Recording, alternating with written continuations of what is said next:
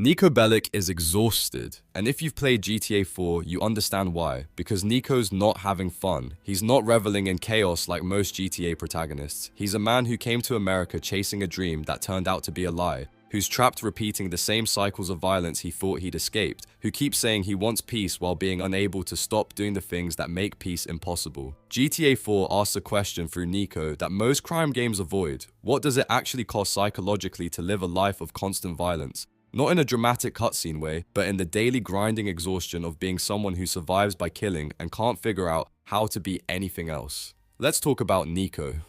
The war. Where everything broke. So let's start with what made Niko who he is. The Yugoslav Wars. Ethnic conflict in the Balkans in the 1990s. Niko was a teenager when his world exploded into violence and he spent his formative years in a war zone. This isn't like experiencing one traumatic event. This is years of sustained exposure to violence, death, betrayal, and moral chaos.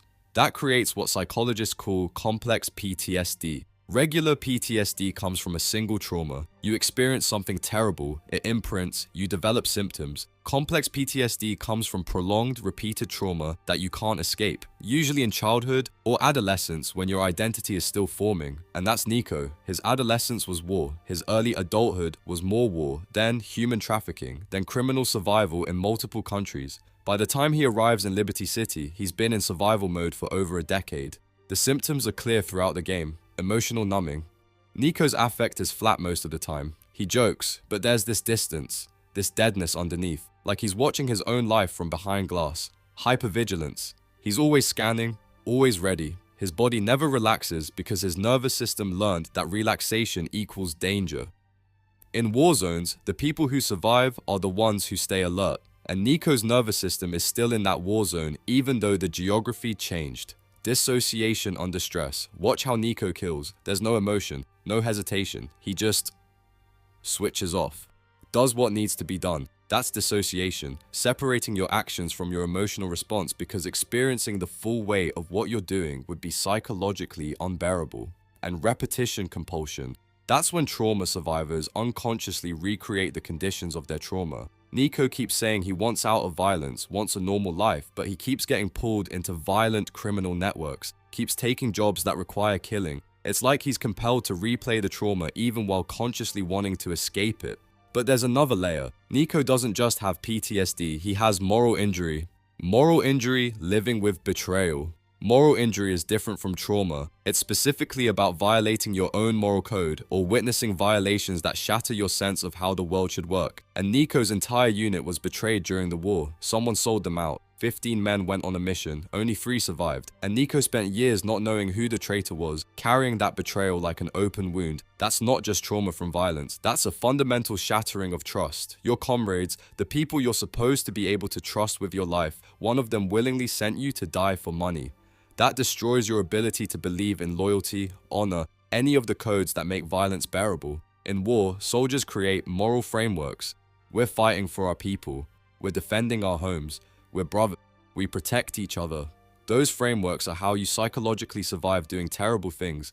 But betrayal shatters those frameworks. If your brother sold you out, if the cause was bullshit, if the violence was meaningless, then what were you doing? What did you become for nothing?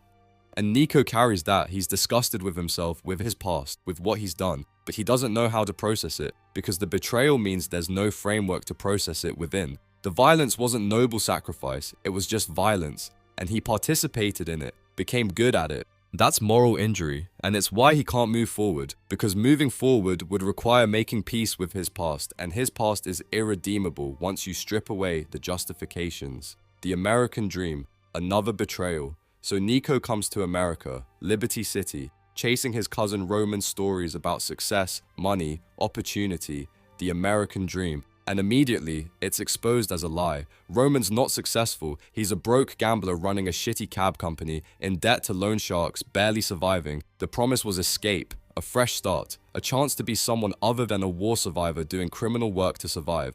But Liberty City is just as corrupt as anywhere else. Different packaging, same dynamics. Exploitation, violence, criminal networks, power games. The only difference is everyone pretends it's legitimate. From a sociological perspective, Niko embodies the broken American dream immigrant. Sociologist Robert Merton talked about strain theory, when society promotes certain goals like wealth and success, but denies people the legitimate means to achieve them. Niko wants stability, safety, maybe even normalcy, but those goals require money, status, credentials, networks, things he doesn't have. As an immigrant with no legal status, no education that transfers, no legitimate skills beyond violence, the doors are closed, so he innovates, uses illegitimate means to pursue those culturally valued goals. Crime becomes his path to the American dream because it's the only path available. But here's the psychological twist. Niko doesn't enjoy it. This isn't Trevor from GTA 5 reveling in chaos. This is someone who's exhausted by the necessity of violence. Who takes criminal jobs because what else can he do? Who keeps hoping this next score will be the last one even though he knows it won't be? He's trapped in the same cycle he thought he'd escaped, just with different accents and better infrastructure. Attachment, unable to trust, desperate to connect. Let's talk about how Niko relates to people, because his attachment patterns are thoroughly damaged by war and betrayal. Attachment theory tells us our early relationships shape how we bond throughout life, and Niko's attachment system was destroyed during his formative years. War, betrayal, loss, instability, all the things that teach you connection is dangerous. He shows disorganized attachment. That's when you desperately want connection but also fear it intensely. You move toward people and push them away simultaneously. Because connection means vulnerability, and vulnerability got you betrayed, got your unit killed, got you trafficked and exploited. Watch how he relates to Roman. He loves Roman, genuinely. Roman's family, the one stable connection to his past, but he's also distant, sarcastic, keeps parts of himself locked away. He can't fully let Roman in because fully letting someone in feels like setting yourself up for more loss, and his romantic relationships follow the same pattern. With Kate or Michelle or whoever you pursue, there's this push-pull. Moments of genuine connection immediately followed by emotional withdrawal. Intimacy triggers his defenses because intimacy means giving someone power to hurt you. This isn't just personality, this is learned survival. When everyone in your life either died, betrayed you, or exploited you, your attachment system learns, don't get too close, don't depend on anyone, expect betrayal, protect yourself first. But humans are wired for connection, so Niko's constantly fighting his own need for the thing his trauma taught him to avoid, and that internal war is exhausting. Identity, between two broken worlds. Niko exists in this liminal space sociologically. He's not American, but he's not really Serbian anymore either. He's stuck between identities, belonging nowhere. This is what happens with diaspora and displacement. You leave your home country, but you carry it with you, the trauma, the memories, the unfinished business. It's not geography, it's part of your psychology now, but you also can't fully return. Too much has changed. You've changed. The place has changed. The version of home you left doesn't exist anymore except in memory. And the new place won't fully accept you. You're always the immigrant, the outsider, never quite belonging, never quite American, always slightly other. So Niko's identity is fragmented. He's a war survivor, but the war's over. He's an immigrant, but he'll never be fully American. He's a criminal, but he hates what that makes him. He's trying to be normal, but doesn't know how. Psychologist Erik Erikson called this identity diffusion, when your sense of self is unstable, contradictory, without clear definition. And that diffusion is psychologically destabilizing. You need some coherent sense of who you are to function, and Niko doesn't have that. The closest he gets to identity coherence is survivor, someone who endures, who does what's necessary, who keeps going because stopping means confronting everything you're running from. But that's not really an identity, that's just continued motion. Masculinity, competence as worth. There's also something specific about how Niko's masculinity was forged. In war zones, especially in that cultural context, masculinity gets defined very narrowly: strength, competence, stoicism, the capacity for violence. Niko internalized all of that. He's good at what he does, incredibly competent, and that competence is maybe the only stable thing about his self-concept.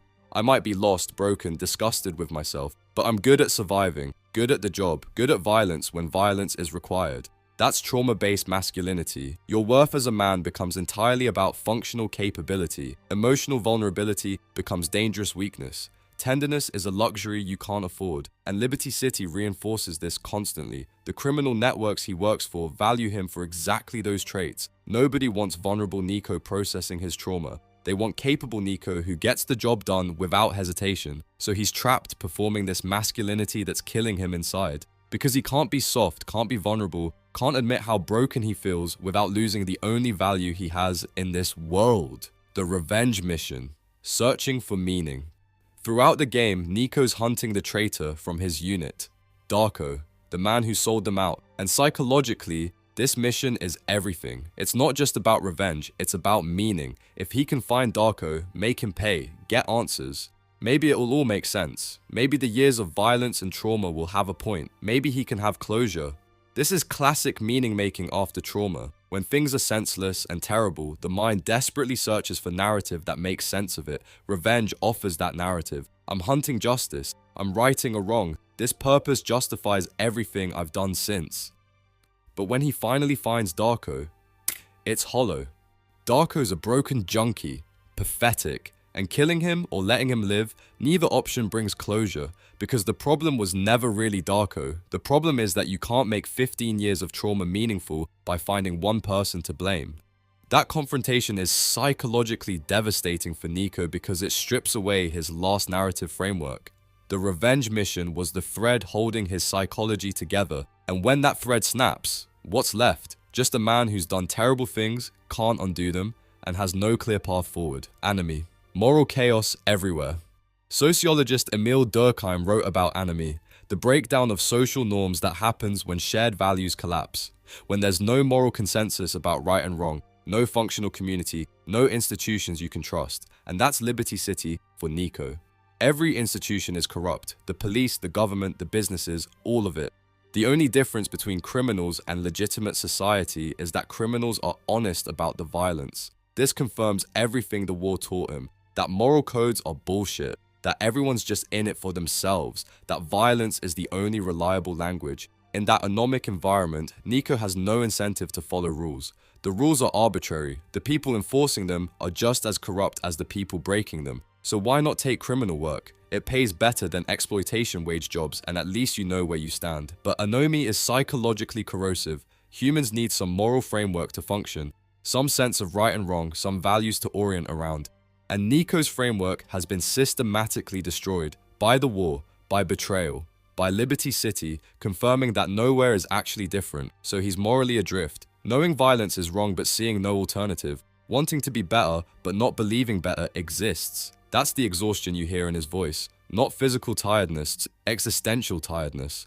Trapped in the cycle, repetition, compulsion. Here's what's tragic about Niko. He knows he's stuck. He explicitly says he wants out, wants normal life, wants to stop killing, but he can't. Every time he tries to step away, something pulls him back in. Roman needs help, someone threatens them, another job comes up, the money's necessary, the violence is required. This is repetition compulsion. It's a psychological pattern where trauma survivors unconsciously recreate the conditions of their trauma, and Niko keeps putting himself back into violent situations even while consciously wanting escape.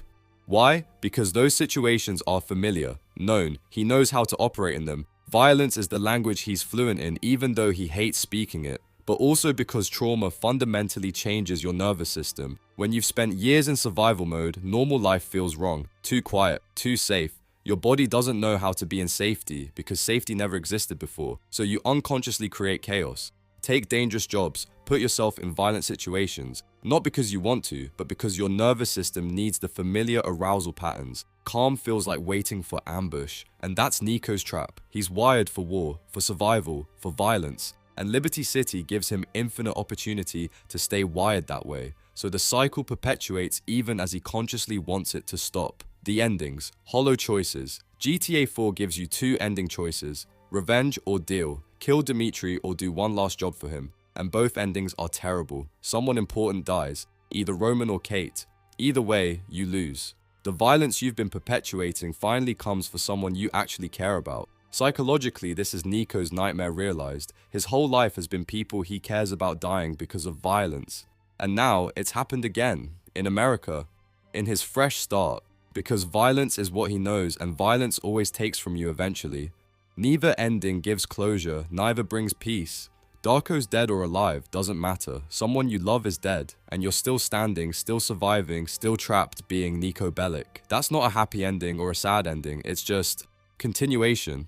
The cycle persists, the trauma persists. You keep going because that's what you do, but going where? Toward what? There's no redemption arc here. No moment where Niko figures it out and becomes okay. Just a man who came looking for something better and found the same shit in different packaging, who tried to escape his past and learned you can't, who wanted to be someone else and discovered he doesn't know how. Niko Bellic is one of gaming's most psychologically honest protagonists, not because he's likable or heroic, but because he's real about what violence costs. He's carrying complex PTSD from war, moral injury from betrayal, disorganized attachment from years of loss, identity diffusion from displacement, and the exhaustion of trying to be someone other than what trauma made him. Sociologically, he embodies the broken immigrant dream, the strain of blocked legitimate pathways forcing innovation through crime, the anomie of institutions that don't deserve trust, the liminal existence of never quite belonging anywhere.